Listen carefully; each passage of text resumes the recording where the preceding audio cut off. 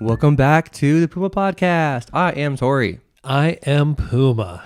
Yes, you are. I am. I don't know if we're trying to be like super emphatic. Well, with that, I don't know. I am Puma. You are. That is what that is. And you are Tory. Yep. All right. So we have a lot of fun with the podcast. We do. I'm sitting here looking at Tory's face, and sometimes it's hard for me not to giggle. Well, and smile. I've heard that before. Yeah. Yeah. No, it's good. Well, honestly, part of the blessing of this podcast is I get to do this with my father, and it is fun because we talk a lot before and after, and it's such a blessing to be able to share what God is teaching us, and honestly, just our thoughts, and hopefully not just our thoughts, but hopefully God's thoughts about God's word. The things that we talk about don't mean anything if it's just our thoughts. Yeah. I mean, if we're not helping communicate what God is saying and what God is all about, then we're just a noisemaker. Yeah, we're just, yep.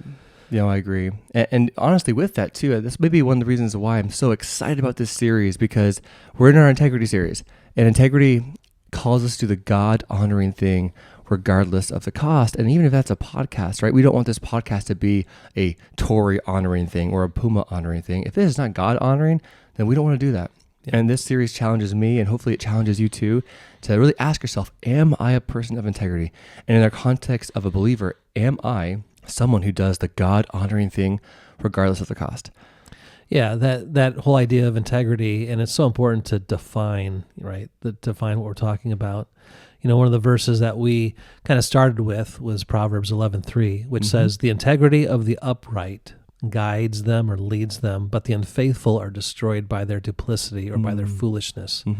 And so the whole idea that integrity, doing what is right according to God, what is going to honor him, what he desires is right, leads us and guides us. Someone that is led by something else, a different agenda, a different purpose, will lead to foolishness and heartache and frustration and all the feelings that we feel in our world. I mean, our world is full of angst and anger and frustration and bitterness and fear and on and on and on and on and on. So what's driving that? What's leading that? Everyone's making decisions based upon their own ideas, their own agendas. And, this whole series of integrity and, from Proverbs, this idea is that, it is going to lead us or guide us to be a person of integrity, to do what is right. Yeah. Not right according to me, not right according to our government, not right according to our family, not right according to our friends, right according to God. Yeah. Well, and that's a good question, I think, even for us. Like, when it comes to integrity, and I'll just say role models, right? Like, we all want to be someone of integrity, I think, right? But we also maybe have people that we respect, somebody we want to be like. I know for me, this might date me a little bit, even though I'm only like 29, but Chuck Norris, right? Chuck Norris. Who's Chuck Norris? Chuck Norris. Yeah, I know. I asked my teens that, and they have no idea. So sad. Like, who's Chuck Norris? Honestly, I should pray about that. But, Chuck Norris is so cool. His Chuck roundhouse. Norris, he doesn't do push-ups. He pushes the earth down. Yeah, right. The Chuck Norris jokes. It'd be so cool to be Chuck Norris. And that's just like a funny example. I wanted to be someone like Chuck Norris because I valued Chuck Norris, and it hit me a while back. What if one day I'm someone's role model? What if someday someone looks at, wow, Tory, I just want to be like Tory, and it hit me that typically, and then I say this for most people, the person that you want to become, the people that you look up to and respect, are almost always people of integrity. Nobody wants to be, I just want to be like Doubting Thomas, or I just want to be like Hitler. Our role models typically aren't people who lack integrity, but the people we respect, the people that we try to be like, are almost always people of integrity. And this story today, we're going to look at Daniel chapter 1 and kind of look at Daniel, how he began his story, what made Daniel, if he was a person of integrity. Where was the God-honoring thing, and how did he pursue that? What did he strive to be because of his love for God? So, all right, well, let's dive in there, shall we? Let's dive into that, yeah. All right. Chapter 1 of Daniel.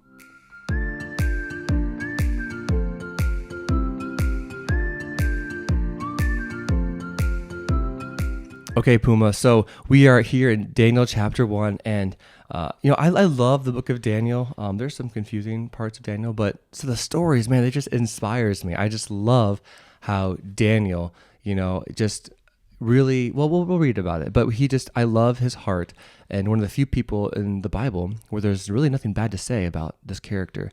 And I believe because integrity marked his life. And as we mentioned before, right, integrity, our definition, right, is doing the God-honoring thing regardless of the cost, regardless of the consequences. Person of integrity is someone that honors God. And so we're going to look at Daniel chapter 1. And I'm going to give some context. The context I really think sells the heart of this story. And I know, Puma, feel free to jump in whenever. I'm just going to kind of go off a little bit on the context. No, I'm enjoying listening. Yeah, enjoying listening, to that. It's really good, encouraging for me. I mean, the context, obviously, this happened a long time ago, probably, 2,700 years ago, maybe. Yeah.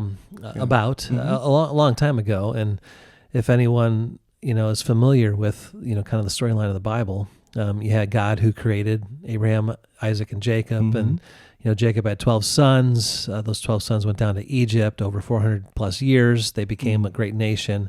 God led them out through Moses. They wandered 40 years in the wilderness. They get into the land of promise, which is the modern day Israel. Called the land of promise because God promised it, 400 plus years earlier to Abraham, Isaac, and Jacob, to their descendants. And so they're in the land of promise. And so they, for several hundred years, they're living here. And God always said, if you follow me and trust me and obey me, I will walk with you and you will always enjoy this land. But they disobeyed, and generation after generation disobeyed. Classic. After King David and his son Solomon, the nation split in two. So you had the northern part of Israel, which was named Israel, 10 tribes, and then the southern 2 tribes called Judah. And so it became 2 nations, and the nation of Israel, every king after Solomon for the northern kingdom, every king was evil. Just evil, yeah. Yep, and so God let the Assyrians come in 722 and basically destroy them, deport them.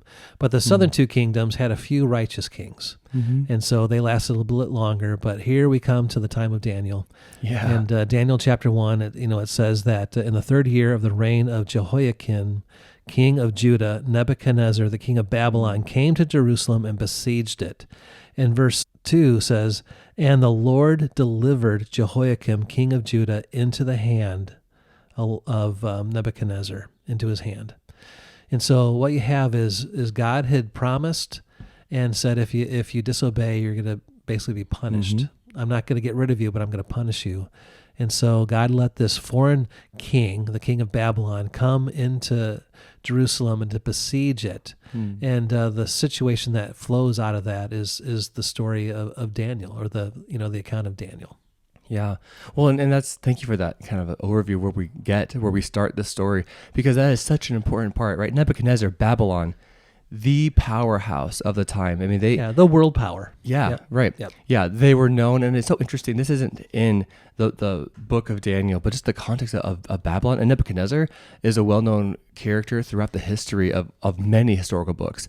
And it's, honestly, I actually do like Nebuchadnezzar. He has a really cool turnaround later in Daniel, but he was known as being a merciless, evil, cruel person.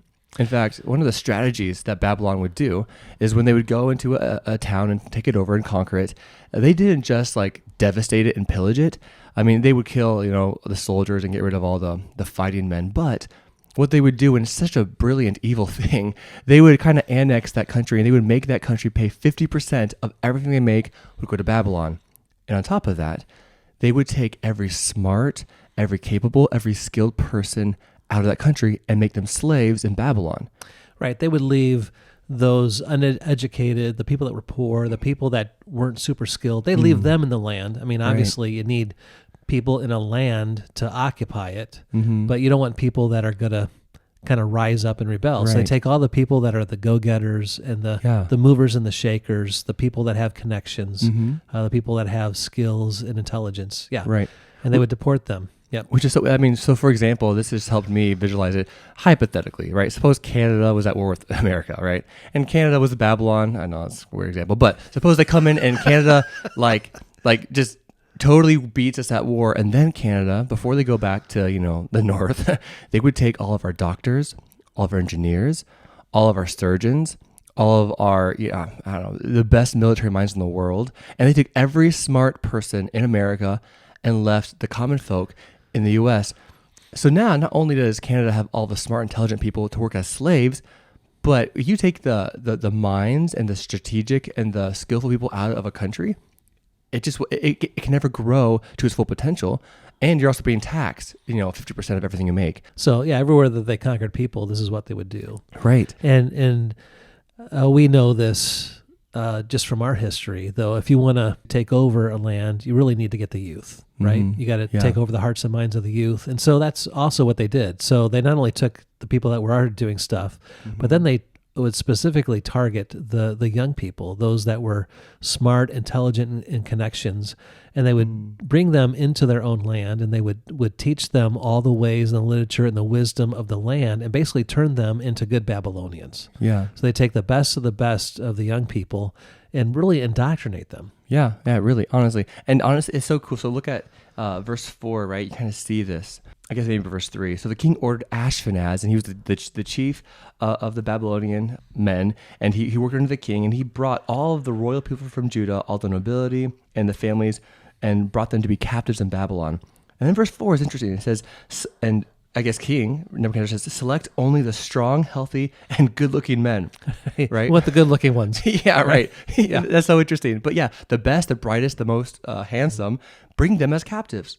And then it continues, make sure they are well-versed in every branch of learning and are gifted with knowledge and good judgment and are suited to serve in the royal palace. Now, I'm not Nebuchadnezzar, but if I were Daniel's dad, and but Daniel's probably 15 years old, okay, he's probably a young teen, and I was like Daniel's dad, like, hey, you were being chosen. You were one of the smart ones to work, not in the coal mines, not in the the fields where if you break a leg they just leave you out to die. You're gonna serve in the palace. Like if I were Daniel's dad, like, bro, don't mess this up. And it gets even better because in the palace you had a full meal plan. Verse 5 says the king assigned to those who were chosen a daily ration of food and wine from the own king's kitchen. They were to be trained for 3 years, and then if they passed, they would enter the royal service of the king. So again, Daniel, for being a captive, he kind of hit the gold mine. He's going to have a food meal plan, which, by the way, slaves didn't have that, and it would be the king's food. And so if I were Daniel's dad, like, bro, yeah, you're a captive, but bro, you got looked out. You're one of the smart ones. You're going to work in the palace. You have a 3-year internship. Don't mess us up, right? Don't mess us up. And I think that's so key for what happens next. And I call them the Fab Four.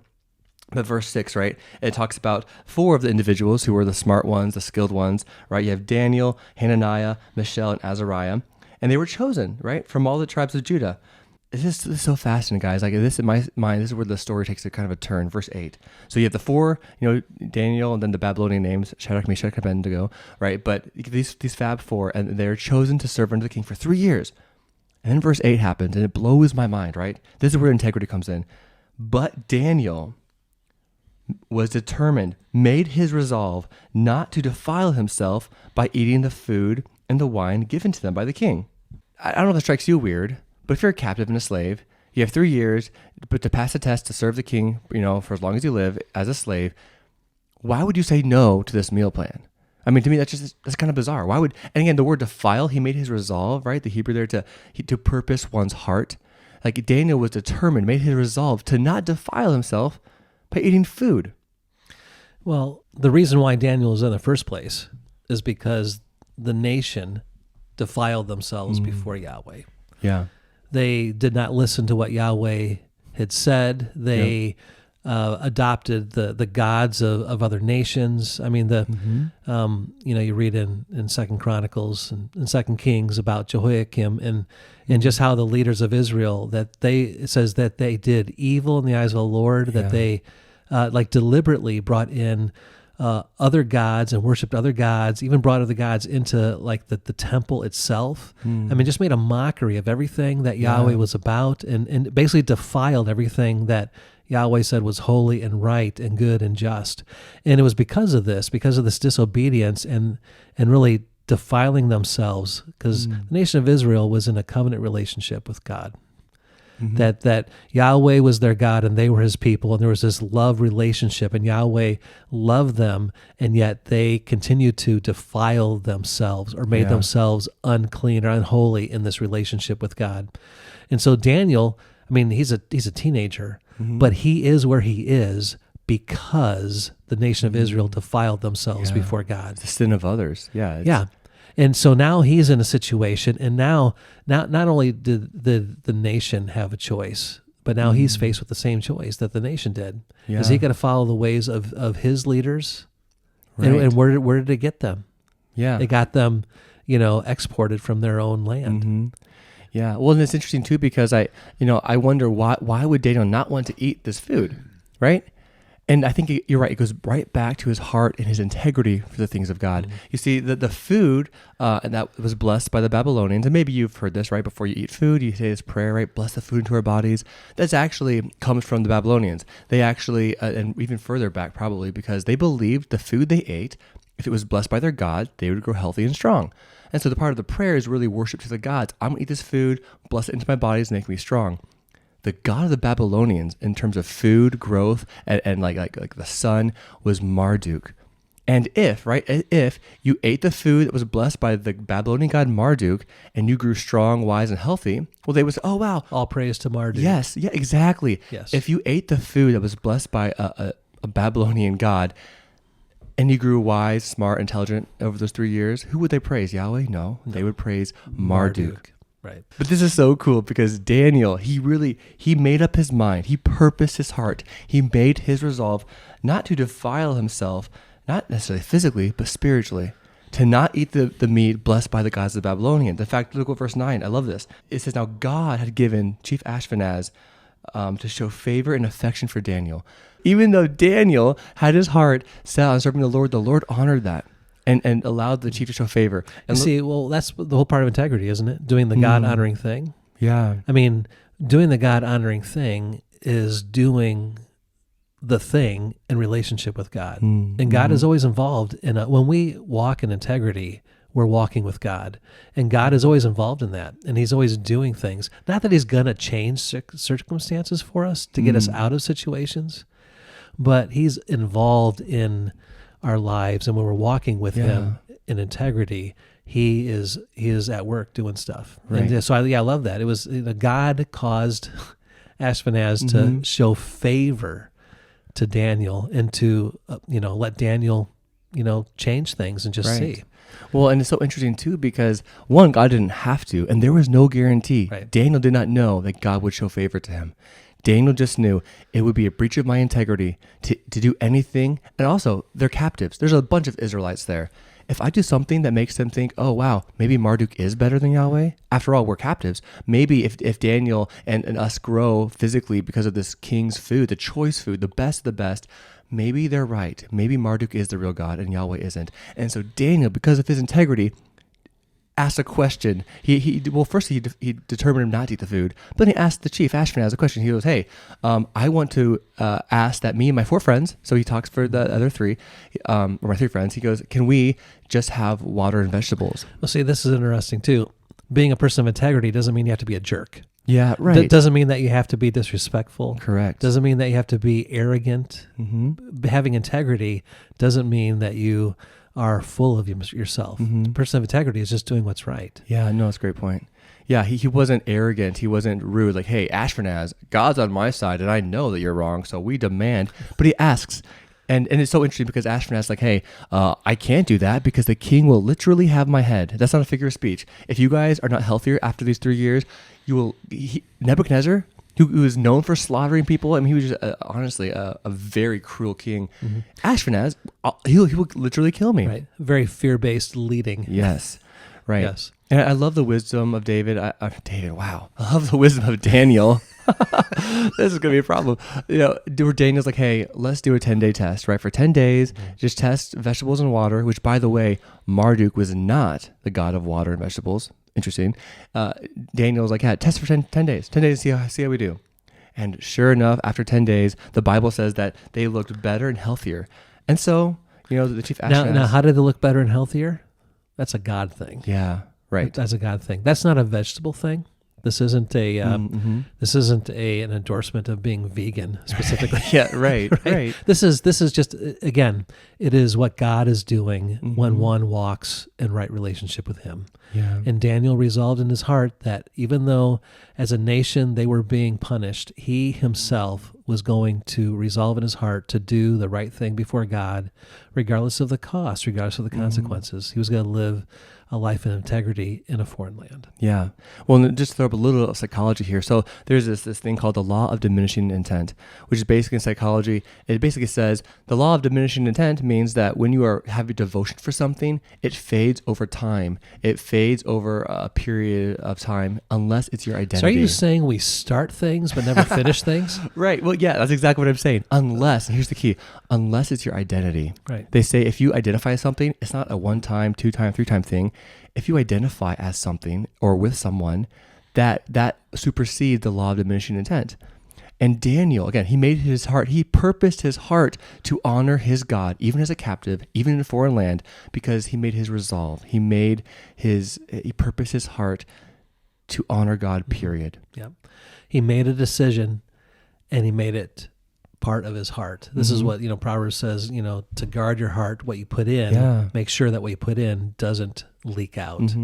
And Daniel wanted to always remember this. I am where I am because we disobey God. And I don't want to ever forget that. And I want to live a life of integrity, a life of obedience, a life that honors the Lord, honors Yahweh. Well, that was part of his identity. He is not just a Babylonian captive. He is a someone who has been blessed and who loves Yahweh, no matter where he's at. Well, and also interesting too, his identity wasn't in his intelligence or his nobility or in his good looks. Right. Even though that's why he was picked, right? That's not what he was holding on to. I mean, honestly, he could have ran with those things and been fairly successful in Babylon. That's a great point. If he went along with those things. And not that those things are bad. Those things aren't the most important. On the hierarchy priority, what was most important to Daniel in his heart was the relationship with Yahweh and doing what he wanted. Yeah, absolutely. Well, I love how the story concludes, just this one chapter, right? So after 3 years of this, these 4 guys choose to not defile themselves, right? They chose to not give any praise to Marduk, the god of the Babylonian food, but instead chose to drink the water and have vegetables. And I love what it says, okay? Again, God bless them. Verse 17, God gave these 4 men an unusual aptitude for understanding and in every aspect of wisdom and literature. And God gave Daniel the special ability to interpret, this is crazy, interpret the meanings and visions of dreams. Okay, so then fast forward to the end of 3 years, these 4 guys are interviewed by Nebuchadnezzar himself. And I love what it says. It says that when the king talked with them, verse 19, and no one impressed them as much as Daniel, Hananiah, Mishael, and Azariah. And so they entered the king's royal service. I marvel that these guys, well, and let me back up because it's one thing for God to do a miracle, okay? God gave them wisdom and understanding, and Daniel had the ability to interpret dreams. That's cool. But what amazes me is that how this started. I mean, there was no guarantee that God would do this for them at the end of 3 years. There was no guarantee that God would even let Ashpenaz allow them to have water and vegetables. And yet, they chose, like you mentioned, Puma, that they chose to ask permission. And this is what I love about the integrity of these guys. By asking permission, Daniel and his 3 friends, the Fab Four, they placed themselves directly in the will of God. They weren't trying to control situations. Like I said, they didn't trust in their skill or wisdom, but they chose, we believe in Yahweh, so we are going to trust him with the outcome. We're going to put our lives in the center of God's hands, not our own. And by asking a question, but by seeking, again, respectfully as a slave, that they risked the fact that, you go against the king's rule and for the food plan. One, that's stupid, but 2, forget you're going to be killed. There was no guarantee they would even survive that question. But by sticking to their integrity, they place themselves in the hands of God rather than their own. And for me, it reminds me, wow, people of integrity, they trust God. They trust God and are willing to respectfully seek the honor of Yahweh rather than anything that might point others to a false god. And I don't know how many Israelites were taken. There was a lot. Well, how many were taken? And we see that it's Daniel that asked for this request. Yeah, it was Daniel. But his other 3 friends apparently went along with him. Yeah, they seem to be. So when you walk in integrity, you do influence others and help others walk in integrity along with you. Yeah. Because there were many other young Israelite men, but none of them are mentioned here. Yeah. How many of them said, I don't know, I actually like meat. I don't know if I want to do vegetables. Right. I mean, how bad can it be? I mean, no one's going to know, right? I mean, no one's going to know. I'm just eating here. It's just a simple, small little thing. But see, again, integrity is not about how big or small the issue is. It's about the rightness of it, doing the right thing. Yeah. Well, that's a great point, Puma, because what if Daniel's like, hey, I'll still have the meat and the wine, but I won't eat it. I'll privately give it to the dogs, or I'll privately dismiss of it. Because in his own heart, I can still honor God, but just secretly not eat the food blessed by Marduk. But no, he didn't make it private. He did it publicly because that would be a breach of his integrity, right? If he just passively, I'm going to obey God in the privacy of my own, room, that wouldn't be integrity. Yeah. He's not flaunting it, but he's not hiding it. Right. He's just living it. Yes. And that's where we need to be. Yeah. No, and and I love how Daniel and his three friends, again, because they were open and honest about it, they placed their circumstance in the hands of God. And that's what people of integrity do. People of integrity care more about honoring God than honoring themselves, and they're willing to risk potentially death or potentially a demotion. Maybe you're going to work in the coal mines. Maybe they're going to be flagged as those four guys that are challenging the king's meal plan, but their love for God was greater than their fear. And their integrity, their relationship with Yahweh, even as captives, they believed in Yahweh. And even though they were, maybe Yahweh was gone because the Babylonians captured them. There was probably fear for the other Israelites. Maybe Marduk is the God I should worship because he's the one that has blessed us, and he's the one that blessed them to take over our God, Yahweh, Israel, and Judah. People of integrity make up their minds ahead of time. Yep. I will not bow the knee. I will do whatever it takes to honor my God, no matter where I am. And I'm going to place my life in the hands of a God rather than try to control it. Right. Well, what's a good AQ for today? Yes. No, Tori, give me a good AQ today. So we'll let you do the AQs here. Sure. So, yeah. I think a good AQ for us, and really, for me, and I'm preaching to myself, but a question: what might God do if you made your resolve to live with your hands open to God's control rather than closed? I mean, what might your life look like if you made your resolve to trust God? Not try to control the situation, not try to force your own way, but truly and humbly and with a trust and love for God. What would it look like if you just trusted God with your life and lived with your hands open, not closed? Yeah. And it reminds me of Proverbs 3, 5, and 6. Trust in the Lord with all your heart and lean not in your own understanding. In all your ways, acknowledge him, trust him, and he will direct your path and make them straight. Yeah. And so that's what Daniel did. With open hands, he trusted the word of God, trusted the heart of God, and history has shown how that worked out. Yeah, and I just want to highlight one verse at the end of Daniel 1:21. So Daniel remained in the royal service until the first year of the reign of King Cyrus. Guys, that's 55 years later. Daniel, because of his integrity from the very beginning, he made his resolve, right? The very beginning, he saw King Nebuchadnezzar, he saw King Belshazzar, he saw King Darius, and King Cyrus. And for 55 plus years, he had the ear of the king by working in the royal palace. That's amazing. It's amazing what God can do when we choose to live with integrity. Regardless of the outcomes, when we trust him, look what God can do. That's awesome. That is great. So guys, if you have any questions or comments for us, please, as always, feel free to reach out to us at thepumapodcast@gmail.com. We'd love to hear from you guys, and thank you guys for joining us on this integrity series. We'll see you next week, Fridays at 10:10. Yep. Bye-bye. Bye.